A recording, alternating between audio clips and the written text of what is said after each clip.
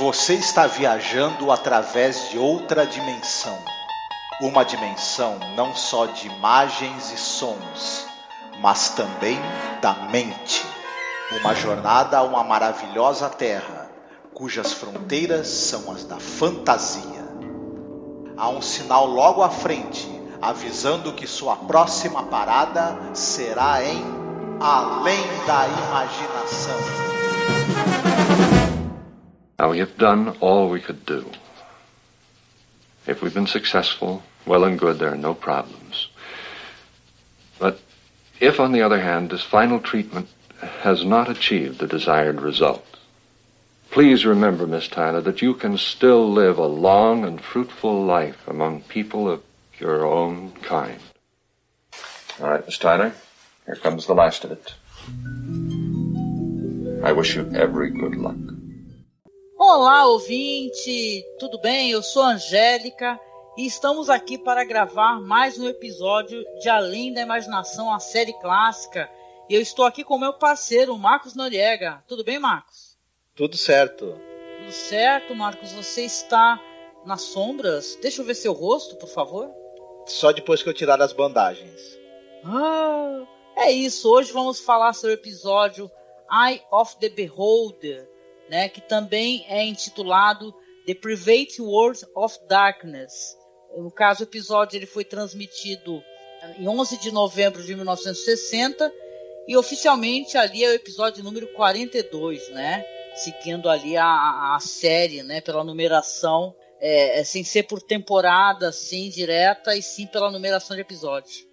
E pois é, Marcos, estamos hoje aqui para falar novamente sobre o episódio do diretor Douglas Heyes, né, que tem um trabalho fenomenal e fatalmente esse é um dos episódios que mais é lembrado, recordado e homenageado em Além da Imaginação.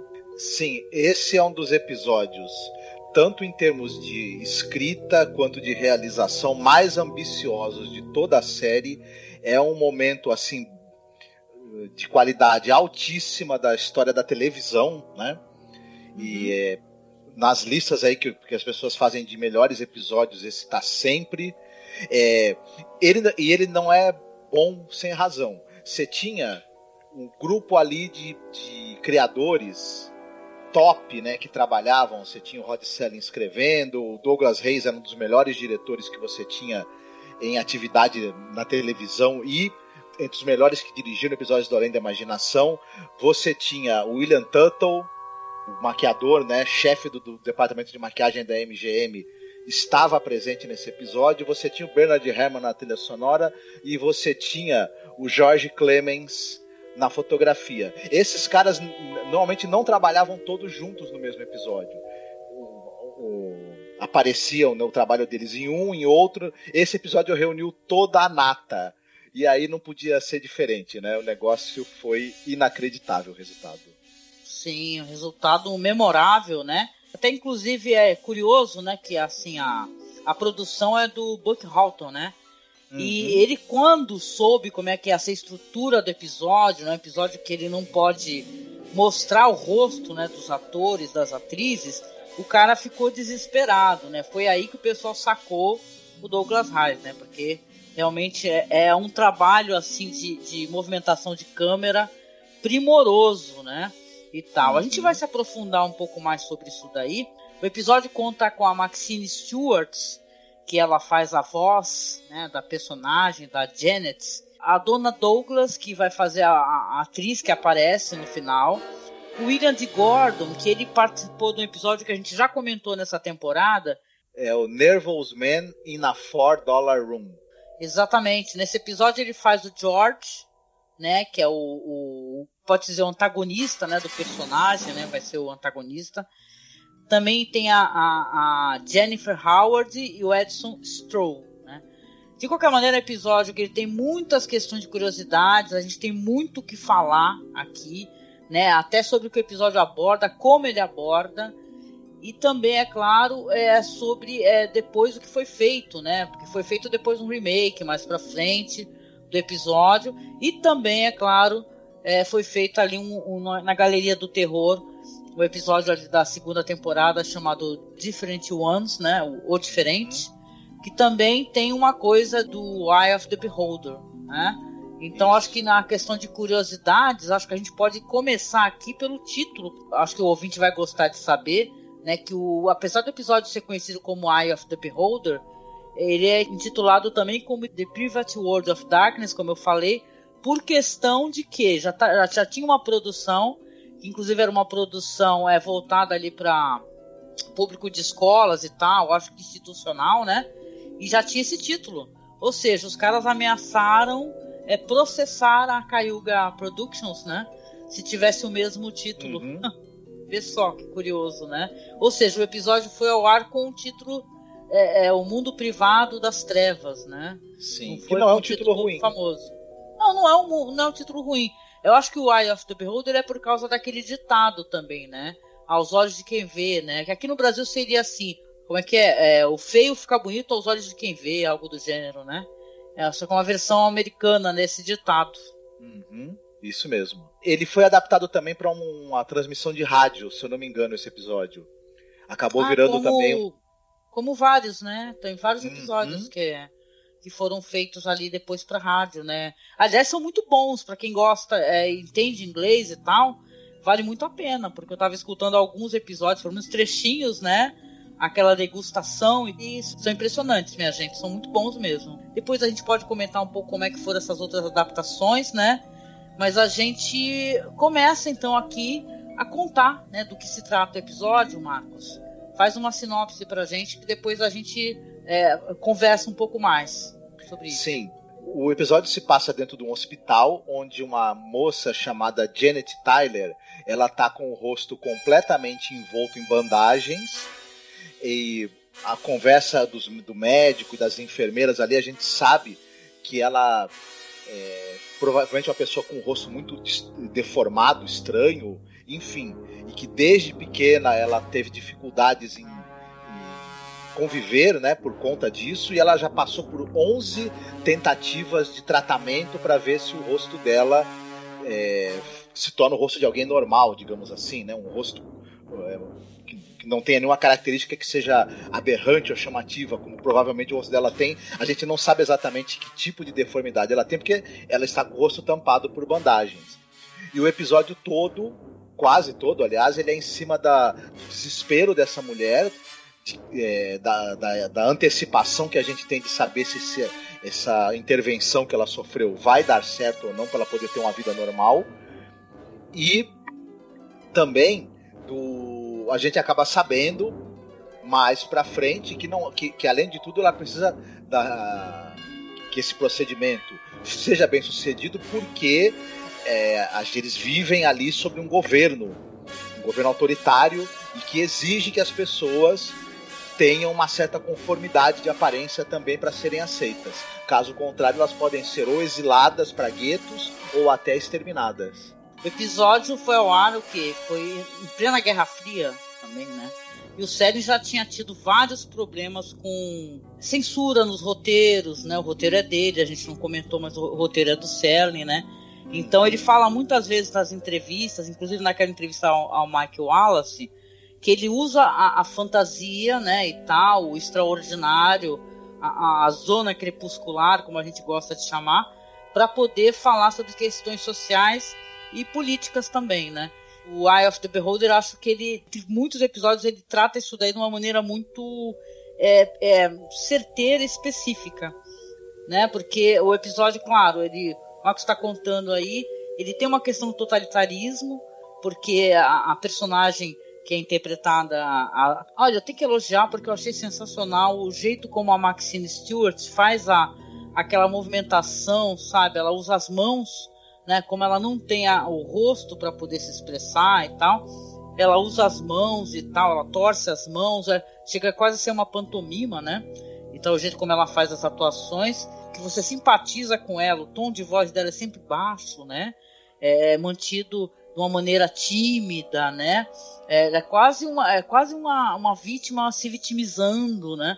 E conforme o médico, que também está sendo muitíssimo bem interpretado ali pelo William T. Gordon, né?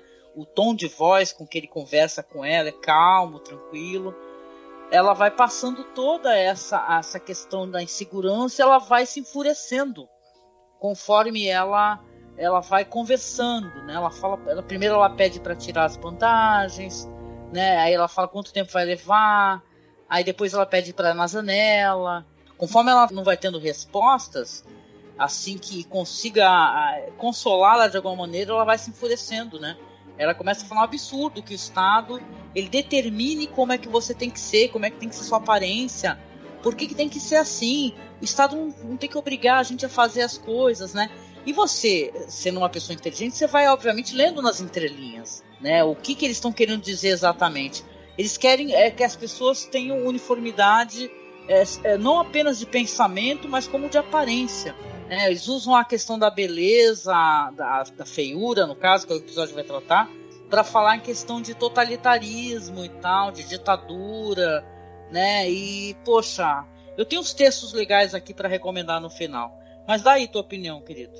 Mas é isso mesmo, eu concordo com você, a atuação da Maxine Stewart ela é impressionante, como você mesma falou, ela não tá com o rosto coberto, mas ela usa a voz e os gestos, toda a tensão que ela vive, essa coisa da fragilidade que ela sente, o medo, a angústia, a revolta, todos esses sentimentos vão acontecendo num crescente ao longo do episódio, graças à interpretação dela. Ela vai a tensão que a gente sente, né?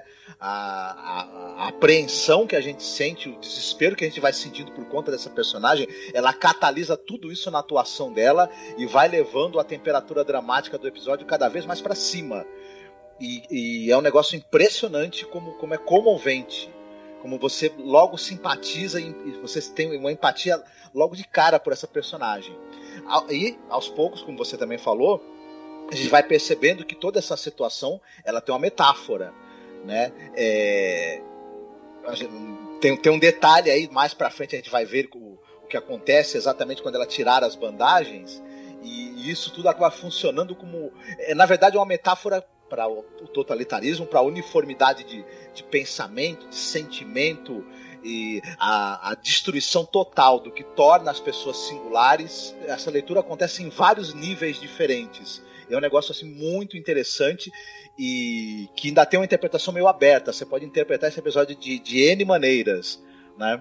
A luz e sombra da fotografia funciona tanto para esconder o que precisa esconder. A gente também não vê o rosto do médico e das enfermeiras. A gente não vê o rosto da paciente, mas não vê o rosto de mais ninguém no hospital. Por um motivo que a gente vai saber. Então toda a penumbra que a fotografia traz, ao mesmo tempo é muito inteligente, muito ágil. A câmera é muito ágil. Sempre que um personagem está se mexendo, o médico, as enfermeiras, que o rosto não pode aparecer, ou esse rosto é jogado na sombra, ou na hora que tem uma luz incidindo sobre ele, alguém está na frente.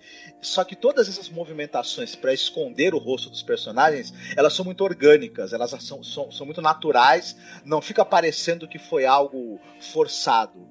Ao mesmo tempo você tem muita coisa do expressionismo alemão, talvez. Você tem um pouco da linguagem do cinema mudo, né? Aquele exagero dos gestos, aqueles closes nas mãos, nos objetos. Tudo isso, em termos de linguagem, está muito presente aqui e funcionando maravilhosamente bem.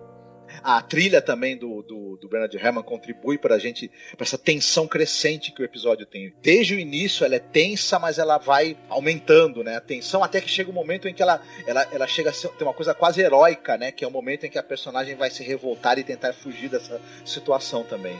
Concordo muito contigo, realmente tem um dinamismo muito grande, né? Chega a ser surpreendente, porque você pensaria assim, caramba, como é que esse cara vai fazer um episódio onde não aparece o rosto dos personagens, e isso não vai ficar visível ali para o espectador. Então, ou seja, ele pega o momento onde o personagem o rosto dele vai aparecer, tem a enfermeira na frente, então tem toda uma coreografia ali, né, de movimentação, que isso fica muito bom, né, no episódio, né? E é engraçado assim que a gente viu também esse remake, né, que é apresentado inclusive pelo Forest Whitaker, e caramba, é quase um Ctrl-C, Ctrl-V, mas totalmente diluído, né? Isso é curioso, né? Porque eu tava conversando contigo que fora que essas séries assim modernas, elas têm uma cara de coisa assim pra TV, Porque eu tenho a impressão que esses episódios antigos, esses episódios da série clássica, não querendo ser aquela pessoa que é avessa a coisas mais modernas, ou remakes, ou releituras, eu sou muito favorável a isso. Eu acho que a série clássica ela tem muito de cinema, sabe? De cinema mesmo, assim. É um cinema feito pra TV, né? Que você vê a qualidade que foi feito. Por exemplo, aquela cena lá, porque vai ter uma cena que vão começar a tirar as bandagens dela, as enfermeiras conversam e tal, vai alguém pra sedar ela, caso ela fique nervosa. O cara usou um aquário, o fotógrafo, apertou as bandagens em torno do aquário, e aquilo foi muito eficaz. Foi muito eficaz mesmo, sabe? Ficou uma coisa assim, ainda mais esse episódio que agora tem ele já numa qualidade boa, né? Já tem uma remasterização. Dá pra você ver direitinho, assim, com a qualidade boa que ficou, assim, esses recursos cinematográficos, sabe, meu? Então é impressionante o que fizeram com o episódio, assim, na série clássica, que não conseguiram fazer nesse remake, entendeu? Você tem na iluminação, você tem o simples recurso de você ter a penumbra e um foco de luz, e é como se os personagens, sobretudo o personagem da Janet, tivesse tentando sair das trevas para poder chegar na luz o tempo todo, porque o foco de luz está bem em cima da cabeça dela, né? Isso é uma coisa que se encaixa muito perfeitamente com a história que está sendo contada. Você tem muitos ângulos fechados ali, ao mesmo tempo você tem essa coisa desse contraste forte de luz e sombra, dá uma cara muito de cinema mesmo. A gente imagina cinema noir, por exemplo, muito da linguagem de iluminação do cinema noir está presente ali. É belíssimo em termos de cinematografia. E por isso que é difícil, né, esse patamar de qualidade você conseguir superar ou mesmo até igualar. As pessoas acabam tentando nos remakes ir por um outro caminho. Apesar do remake ele ter o mesmo texto, ele pega o texto do Selig e faz uma nova filmagem com outros atores, obviamente. Mas ele acaba não tendo a mesma força. É difícil dizer exatamente as razões, né? A gente teria que perder muito tempo aqui descrevendo o episódio do remake, né, dos anos 2000, e não é o caso, né? Mas ele, infelizmente, ele não consegue ter não chega nem perto do impacto que o episódio original tem. E não deixa de ser, pra mim, também é uma coisa, no mínimo curiosa, o quanto o próprio Rod Serling, depois em Night Gallery, né, que é o episódio, gente, pra quem for procurar, eu vou tentar colocar pra vocês também, tá? Na publicação. Mas tem um episódio aí que eu comentei, que é o Different Ones, que o roteiro é do próprio Rod Serling, né? Que ele faz uma história muito parecida com Eye of the Beholder, que é, no caso, a história de um moleque, né? Chamado Vic, um rapaz de 17 anos, que ele tem uma deformação na face, tá? Ele vive com o pai somente, a mãe já é falecida, num futuro também que não se descreve qual futuro que é, que curiosamente, isso, gente, vocês têm que assistir esse episódio porque eu gargalhei aqui quando, não por causa da temática, mas quando aparece o Brasília, né? Tem um episódio que ele vai mostrar lá o pai conversando ali com uma pessoa solicitando do governo ajuda para poder resolver essa questão, porque o filho dele não se enquadra, ele é ridicularizado pelas crianças do bairro, ele vive enclausurado. E aí, quando vai mostrar o pai, o lugar pelo que o pai vai, aparece Brasília, né, Marcos? Isso. Eles usam Brasília como imagem de uma cidade futurista, né? Olha lá, Oscar Niemeyer, né, cara? E a visual futurista mesmo, né? Interessante, mas quando você bate o olho assim e fala, caramba, como assim? É o Brasil? Eles estão no Brasil. Aí eu vou contar, porque não tem problema, porque a dinâmica é muito parecida com Eye of the Beholder. E no caso aí o pai vai pedir ajuda, vai lá e a princípio falam que não tem como, que nesse caso ele tem que ser eutanasiado, né? E inclusive também aqui nesse episódio que a gente está comentando, também fazem uma sugestão disso, né? Que o governo ele mata quem não se enquadra, né? Nesse conceito de que tu tem que ser igual ao outro, né? Os olhos do governo, né? Aonde a uniformidade que trará a paz, né? Eles não aceitam diferente. Mas aí o pai do moleque, desse menino que eu tô contando no episódio, ele vai lá, primeiro ele não consegue ajuda, mas depois falam que aí entra em contato com uma pessoa do governo, não, pode apareceu aí uma maneira de ajudar esse senhor, o filho dele, e aí o moleque vai fazer um intercâmbio, só que em outro planeta. Aí, aliás, a maquiagem do moleque é uma coisa muito esquisita, assim, que ele parece... Teve um cara que colocou isso aqui, eu também dei risada, falou que ele parece que ele tá com um caranguejo na cabeça, assim. Algo assim. É uma coisa assim, uma maquiagem um pouco mais... que soa até um pouco mais engraçada. Aí o moleque vai fazer intercâmbio, vai sair de foguete, o pai fica olhando lá, ele vai para outro planeta. Quando ele chega lá, né? Aliás, é uma longa viagem e tal, mostram várias filmagens assim do espaço e tal. Quando ele chega lá, tá vindo um cara, assim, todo bonitão e tal. Aí ele fala, você tá indo pra Terra, vai fazer intercâmbio? Ah, eu vou. Ah, e por que você tá indo? Aí o cara fala assim, pô, você tá me tirando? Claro que ele não fala assim, né? Que você não olha bem pra minha cara, eu sou horrível. E tal, e o moleque parece tipo assim daqueles comercial de surf, né, e tal, né?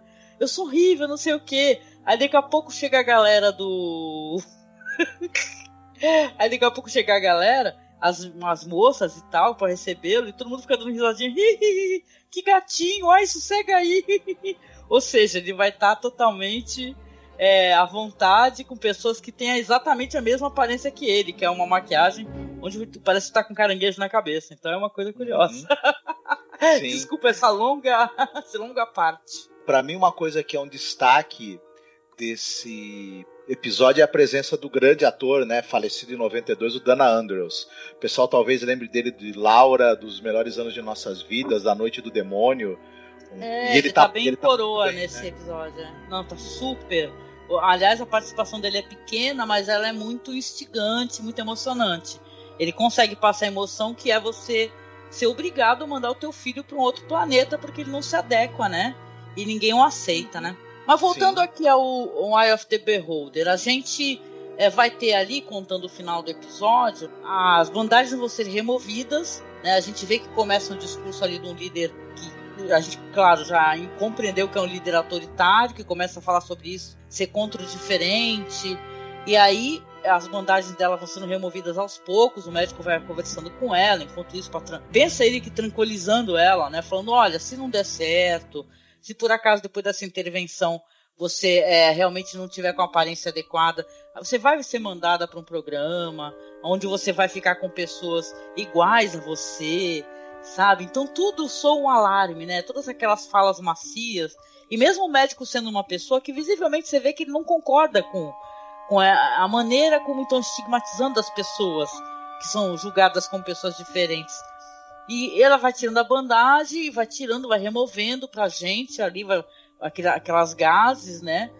E pá, aparece a atriz, que é uma mulher toda bonita, né? E tal, com o conceito, que eu acho que é uma coisa que eu não sei como a gente vai ter que abordar, né? Mas é interessante até se tentar refletir o que é bonito e o que é padrão de beleza, né? Porque eu acho que o episódio não tem tempo para discutir isso, e só a gente, com o nosso olhar de hoje, a gente consegue ter isso estruturado na nossa mente e entender que isso aí também tá errado, né?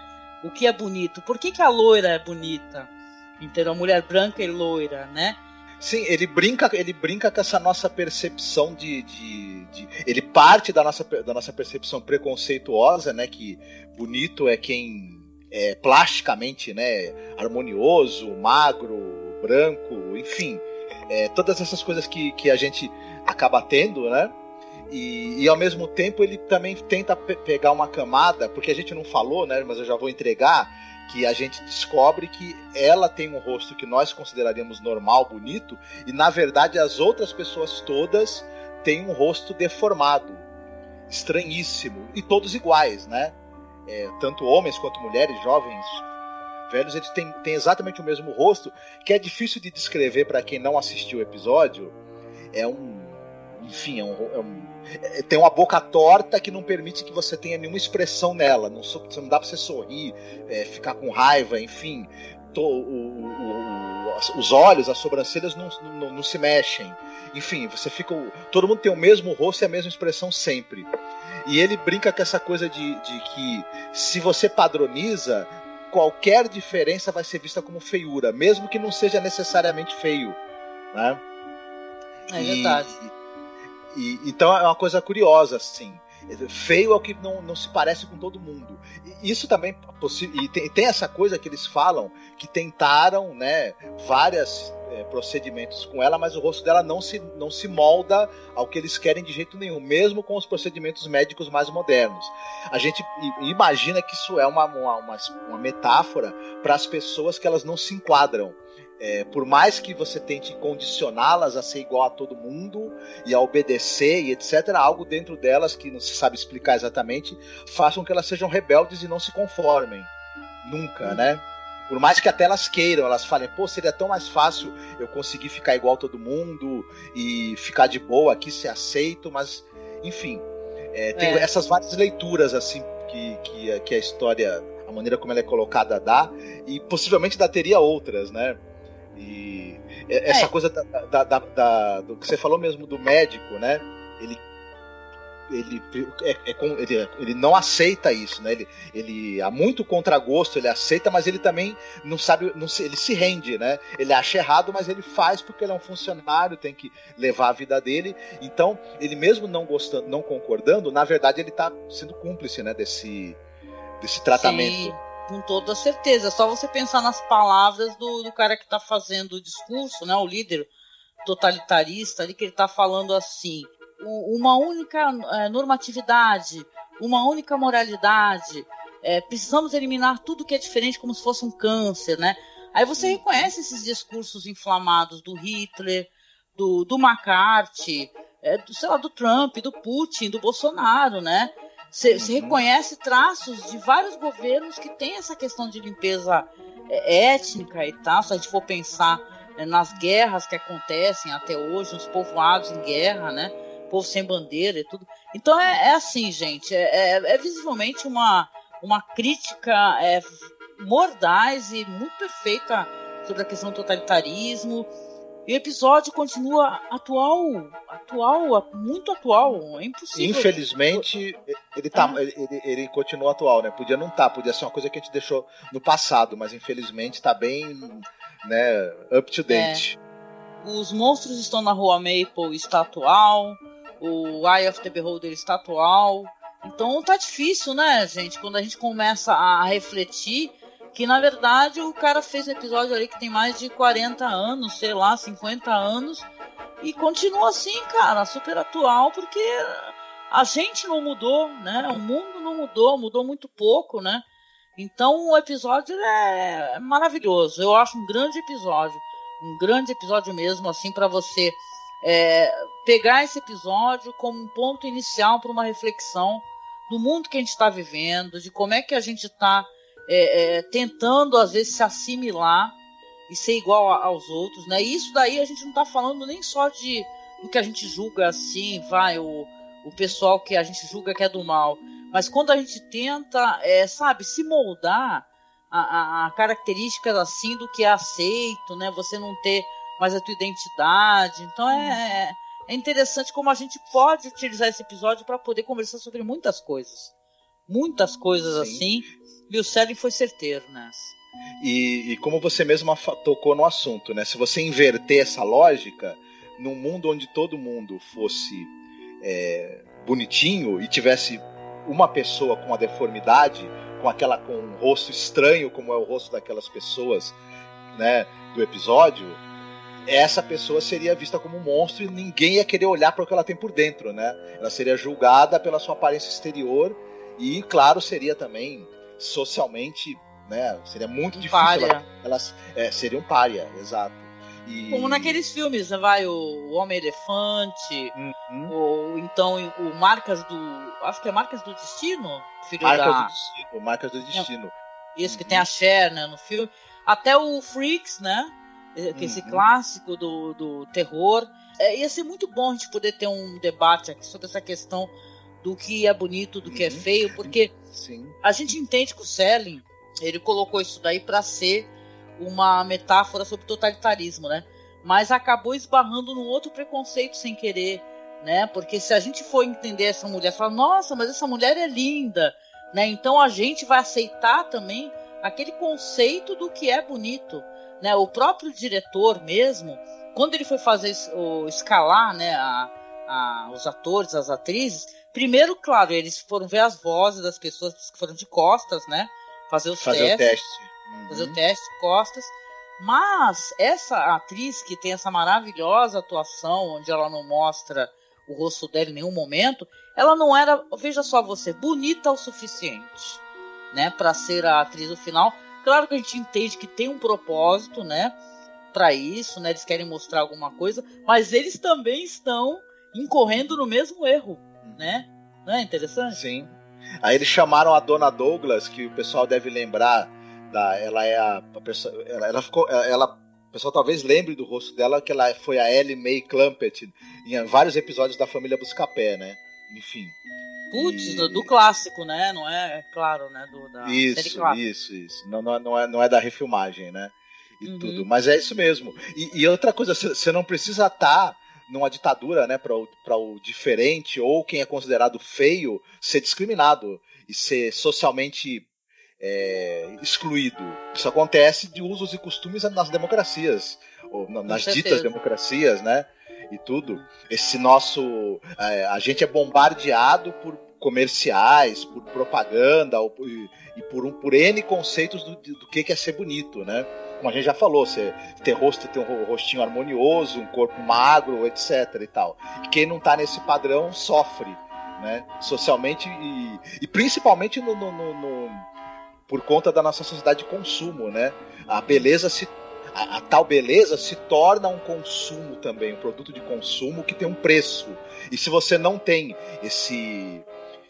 essa tal beleza, você não tem esse valor agregado para você, né? Então esse de valer por causa disso. Então também é algo muito, muito terrível pensar nisso, né?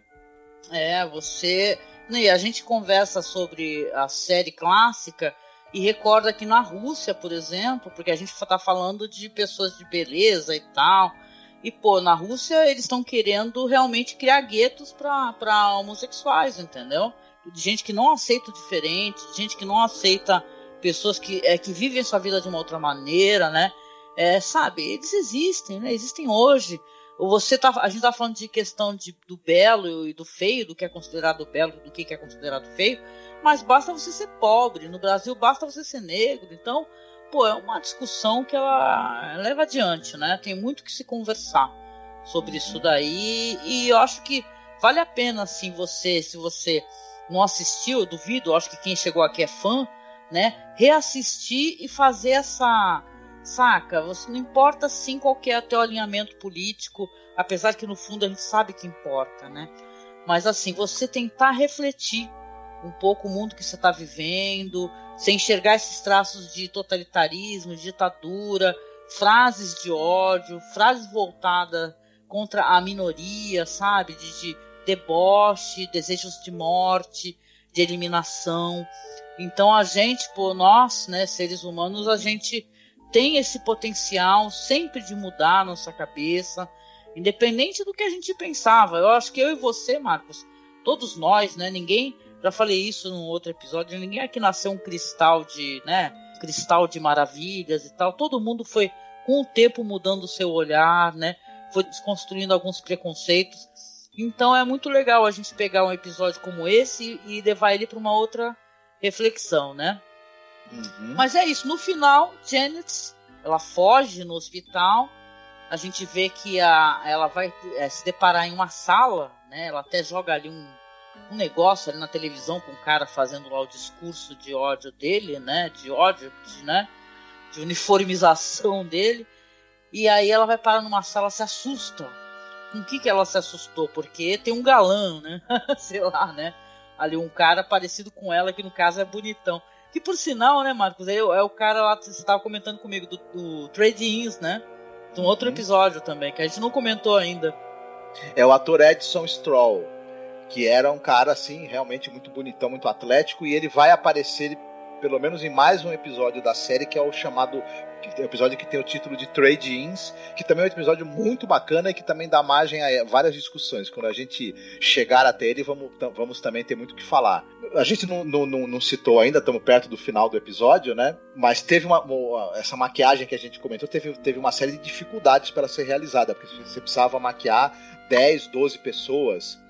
E o método que o William Tuttle usava era de maquiagens individuais. Ele teve que fazer uma adaptação na metodologia dele para poder ter essa maquiagem que ela ficasse encaixada no rosto de todo mundo para uniformizá-los e tudo. Então foi um desafio, mas que eu acho que ele... Tem até, gente, dá uma olhada, vou deixar o link para vocês num site muito legal, que é o The Twilight Zone Vortex, onde eles mostram os desenhos de produção, sabe? De como é que foi para fazer a criação dessas maquiagens, que tiveram características diferentes. As das mulheres eram de um jeito e dos homens eram de outro. Sim, o Tuttle ele teve um trabalho para poder fazer esse molde, né? Que é um molde mais flexível. Porém, como era para ser todo mundo igual, né? Praticamente, então foi mais fácil.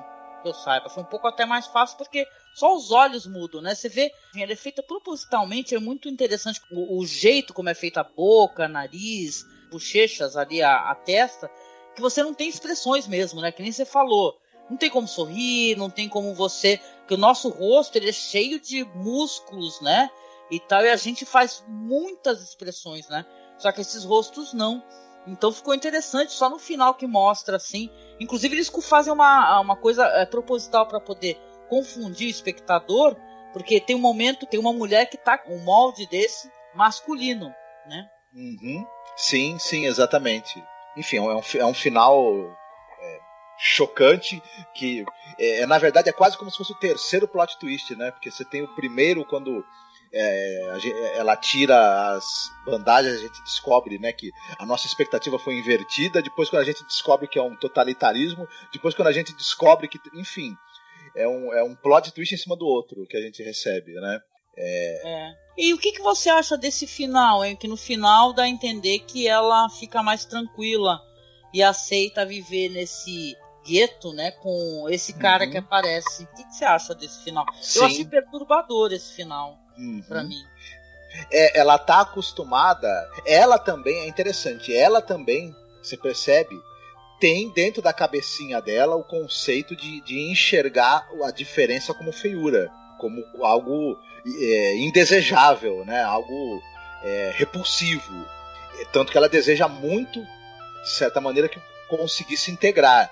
E o cara fala pra ela, ele fala assim, olha, se você vai viver entre nós, que somos todos diferentes, e você tá com esse conceito na sua cabeça de que o diferente é feio, você vai ser amada, você vai ser aceita lá, e você tem que entender que a beleza tá nos olhos de quem vê. Repita isso pra você, ou seja, o cara tá falando, tente enxergar a beleza que essas pessoas têm, né?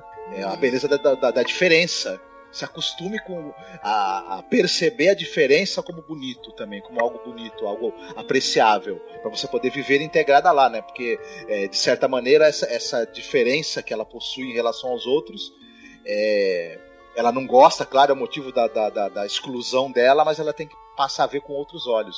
E por isso que ele cita esse adágio, né? E tudo. Então é algo que pra gente refletir bastante também, né? Tenta dar uma coisa de aquecer o coração no final, né? Depois de tanta tensão que o episódio traz, ele tem esse final que tenta ser um pouco mais otimista, talvez, né? Ou você se adequa ou você morre, né? Imagina isso, que absurdo. Pô, e é por isso, engraçado que é por isso que eu acho que esse episódio de Galeria do Terror não funciona. Porque quando você é condicionado a você entender alguma coisa como aquilo é bonito, aquilo é feio, você não consegue aceitar imediatamente, né? Depende do padrão, né? Então é muito questionamento assim que dá pra levantar, né? Bom, demoramos um pouco mais, porque o episódio realmente é um episódio que leva muitos diálogos. E aí, Marcos, a gente tem recomendação de filmes hoje pro ouvinte? Que seja referente, que leve essa recordação? O que seria? É um filme que a gente até já chegou a comentá-lo em outras oportunidades.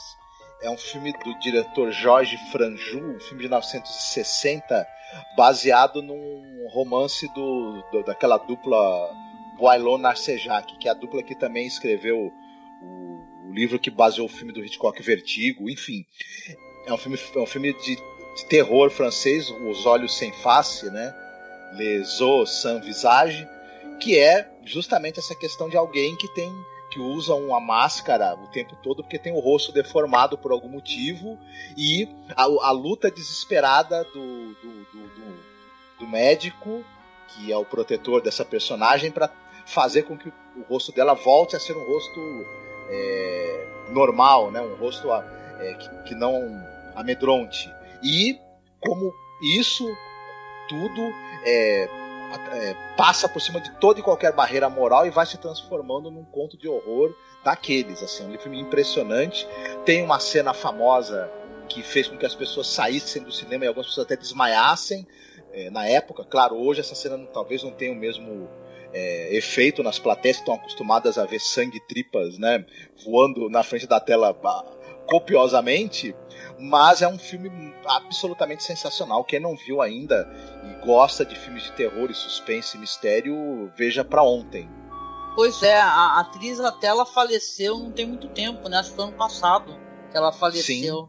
Nossa, isso é um filmaço, gente. É um filmaço. Quem não viu Os Olhos Sem Rosto, é muito legal, é muito legal. E lembra aquela música lá que a gente fica brincando lá do Ajudar os Peixes.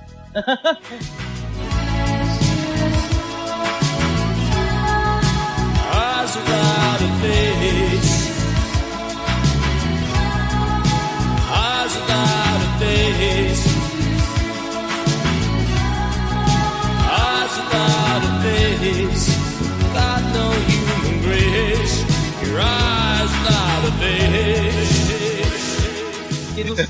Sabe o Inception que eu tive quando eu entendi que o Billy Idol cantava o título do filme, né? Super elegante, assim, cantando em francês, né, e tal.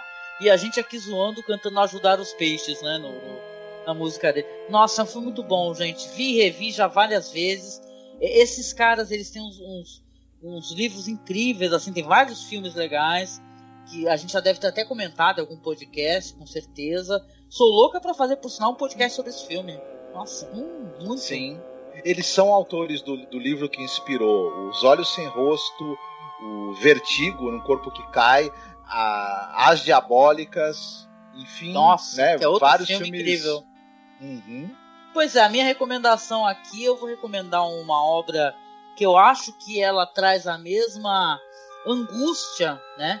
Apesar dela não tratar exatamente do tema que o episódio trata, para mim trata um pouco, porque eu vou falar aqui, a minha recomendação é o Johnny Vai à Guerra, do Dalton Trumbo, que é um filme que vai contar a história de um rapaz, um jovem garoto, que ele vai pra guerra, só que ele acaba sendo atingido ali por um morteiro, uma bomba, ele fica total e completamente deformado, e nesse filme ele se torna apenas um tronco, né? Uma figura sem boca, inclusive, sem rosto, né? Cego, e ele só consegue, parece que, escutar, né, e tal, e a gente tem toda ali a angústia que o Dalton Trumbo, tanto no livro dele como no filme, né, dessa solidão, do homem não conseguir se comunicar com as pessoas. Depois ele consegue até de alguma maneira se comunicar, e as fantasias dele do que poderia acontecer e tal. É um filme anti-guerra, assim, poderosíssimo, uma obra contra a guerra, né.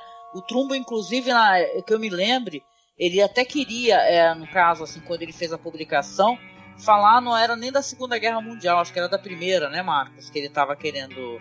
Sim, exatamente. O filme ele acaba sendo focado na Segunda Guerra Mundial, e é um filme, gente, angustiante, que ele já trouxe música do Metallica, né, que é o One do Metallica. Então é muito bom. É um filmaço, assim, que é pra você não assistir, inclusive, quando você estiver meio triste, assim, porque é um filme que te deixa total e completamente arrasado, mas ele trata a guerra como que ela é, cara. Uma máquina de moer sonhos, né? De moer esperança, de moer futuro. Então é muito bom mesmo, assim, pra você como eu, que gosta de filmes anti-guerra, é o filme anti-guerra, o Johnny Vai à Guerra, de 71, aliás, dirigido pelo próprio Dalton Trumbo, né? Ele sofreu muito por causa do macartismo, né? Perseguição. Ele virou um pária também, sim. Né? Por uma época. Então tudo se conjumina, né? Tudo acaba se encontrando, né? Os temas acabam se ligando. Pois é.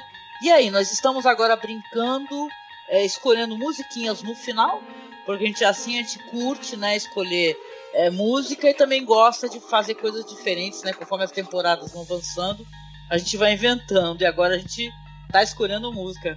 E agora a vez é do Marcos. E aí, Marcos, o que vai tocar no final pra gente aqui desse podcast de um dos melhores episódios da minha imaginação? Vai tocar Metallica, uma música que, se eu não me engano, é faixa do disco Injustice for All, e a música chama-se, por acaso, Eye of the Beholder. Melhor, não por acaso, inclusive, né? Ah, com Metallica com certeza não é por acaso. Gente, eu adoro esse álbum do Metallica, pra mim é um dos melhores álbuns do Metallica. É esse que tem um ano, por sinal, que eu acabei de mencionar, e essa música é maravilhosa.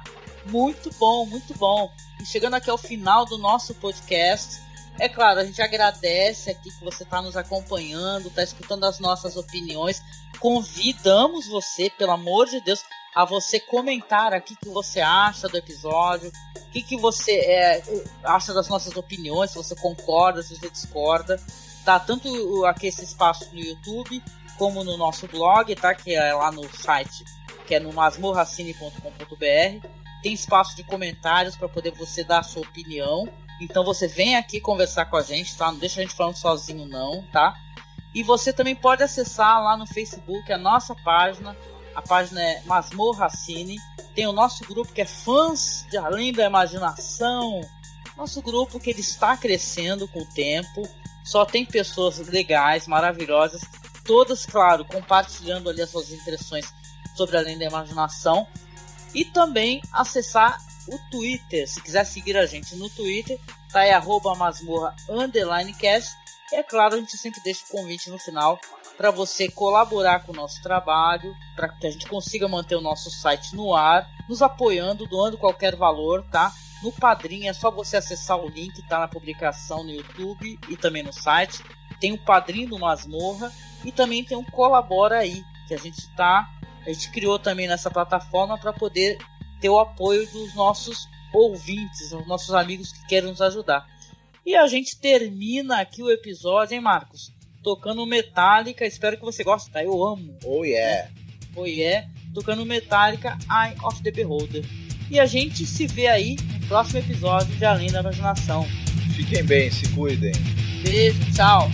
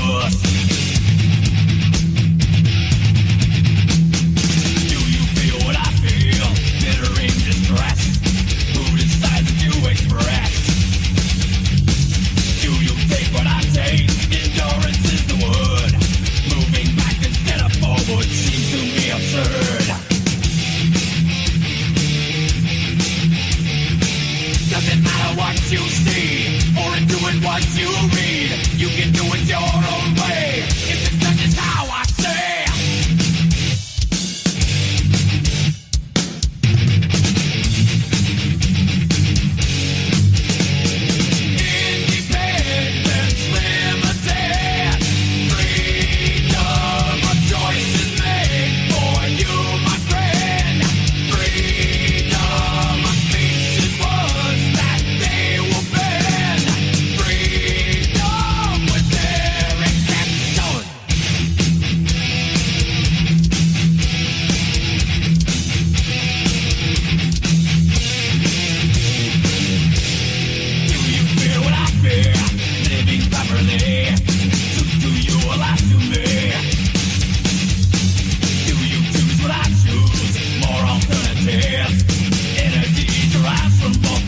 and negative. Do you need what I need? Boundaries overthrown. Look inside the weak soul. Do you trust what I trust? Me, myself, and I penetrate the smoke screen. I see through the selfish lie.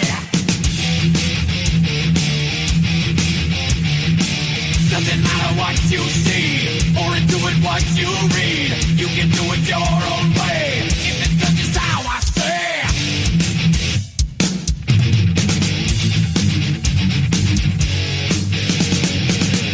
Independence limited. Freedom of choice is made for you, my friend. Freedom of speech is words that they will bend. Freedom with their exception.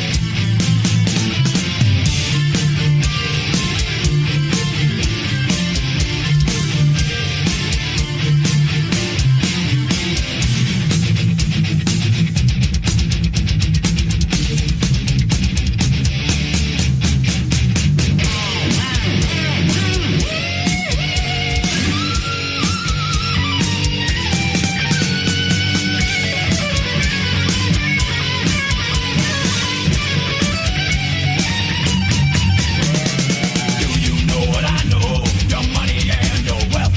You silence just to hear yourself. Do you want what I want? Desire nothing. I hunger after independence, strength and freedom's ring.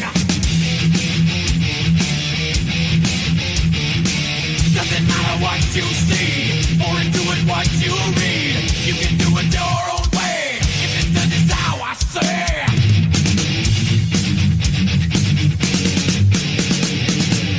Independence limited. Freedom of choice is made for you, my friend. Freedom of speech is words that they will bend. Freedom no longer frees you.